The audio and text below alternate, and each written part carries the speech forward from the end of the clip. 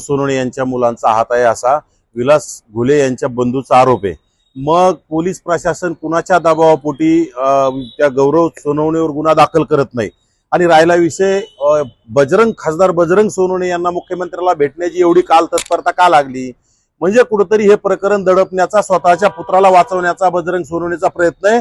ज्या बजरंग सोनवणेनी कुठेतरी देशमुख प्रकरणामध्ये अतिशय अकांड तांडव करून निष्पाप लोकांवर आरोप केले, त्या बजरंग सोनवणेचा मुलगा जर ह्या प्रकरणामध्ये गौरव सोनवणे गुंतत असेल तर त्याला तात्काळ अटक केली पाहिजे। कारण त्याची सीडीआर तपासण्याची आणि पोलीस प्रशासन म्हणतंय तो दोषी नाही, पोलीस प्रशासनाने आणखी त्याची सीडीआरच तपासली नाही तर तुम्हाला तो दोषी आहे किंवा नाही हे तुम्ही कसं सांगू शकता।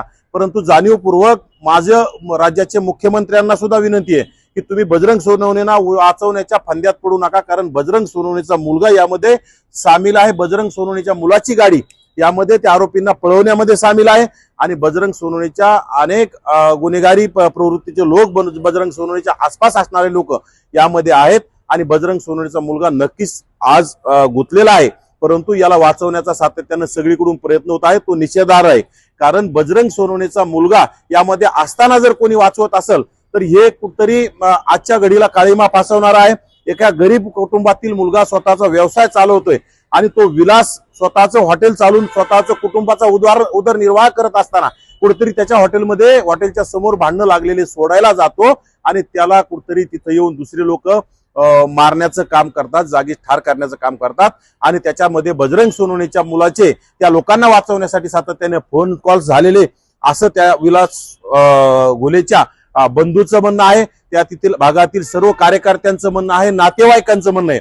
मग पोलीस प्रशासन कुणाच्या दबावापोटी आहे? पोलीस प्रशासन देशमुख प्रकरणात वेगळा न्याय देतं आणि विलास घुले प्रकरणात जात पाहून वेगळा न्याय देण्याचं काम करत असेल तर हे आम्ही खपून घेणार नाहीत। राज्यामध्ये येणाऱ्या काळात आम्ही याचा छडा लावल्याशिवाय स्वस्थ बसणार नाहीत। कारण गौरव सोनवणे याच्यामध्ये सहभागी असताना जर त्याला आरोपी करत नसतील, 302चा तो आरोपी केला पाहिजे आणि त्याचे जर उद्या भविष्यात त्याचे काही पुरावे सापडले नाही तर आज तो 302चा आरोपी करून घेणं गरजेचं आहे।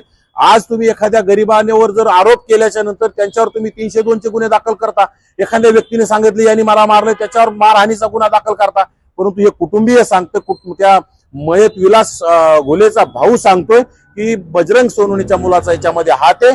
कारण की विलास घुले यांनी मरणाच्या अगोदर त्याच्या भावाला हे सगळी हकीकत सांगितलेली असताना हे सगळं सांगून सुद्धा जाणीवपूर्वक खासदार बजरंग सोनवणेच्या मुलाला वाचवण्याचा प्रयत्न होत असेल तर हे चुकीचं आहे आणि हे आम्ही खपून घेणार नाहीत। तात्काळ बजरंग सोनवणे यांच्या मुलाला अटक झाली पाहिजे, त्यांच्यावर तात्काळ कारवाई झाली पाहिजे आणि त्याच्यामध्ये कोण कोण दोषी आहेत यांच्यावर तात्काळ कारवाई झाली पाहिजे। बजरंग सोनवणेच्या मुलांनी जी गाडी दिली आरोपींना फरार होण्यासाठी, ती गाडी सुद्धा तात्काळ पोलिसांनी ताब्यात घेतली पाहिजे आणि दूध का दूध पाणी का पाणी समोर आणून या गरीब कुटुंबाला न्याय देण्याचं काम करावं, अन्यथा पोलीस प्रशासनावर कोणाचाही विश्वास राहणार नाही, राज्याच्या गृहमंत्र्यावर, राज्याच्या मुख्यमंत्र्यावर विश्वास राहणार नाही। कुठेतरी बजरंग सोनवणे तुम्हाला तत्परतेने येऊन भेटतात आणि प्रकरण दाबण्यासाठी विनंती करत असतील आणि प्रकरण दाबण्याचं काम जर होत असेल तर हे मुख्यमंत्री महोदय, तुम्ही ओबीसी आमचा डीएनए म्हणून ओबीसीचा गळा घोटतच आलात, परंतु आता पुन्हा तुम्ही ओबीसीच्या विरोधात भूमिका घेत असाल तर हे ओबीसी कदापि खपून घेणार नाही।